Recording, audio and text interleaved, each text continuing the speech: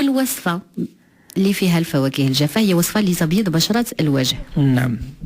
غادي ناخذ في هذه الوصفه هذه ديال تبييض الوجه بودره ديال الفواكه الجافه المطحونه اللي استعملنا نهار الاثنين، واللي فيها نعاودو نذكروا. نعم، فيها الكركاع، فيها اللوز، كاوكاو، وفيها الزبيب والمشماش جاف.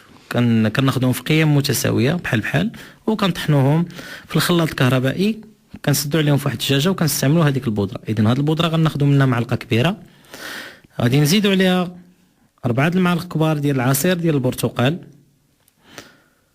غادي نزيدوا عليها معلقه كبيره ديال خل التفاح، ومعلقه صغيره ديال الدقيق ديال الذره.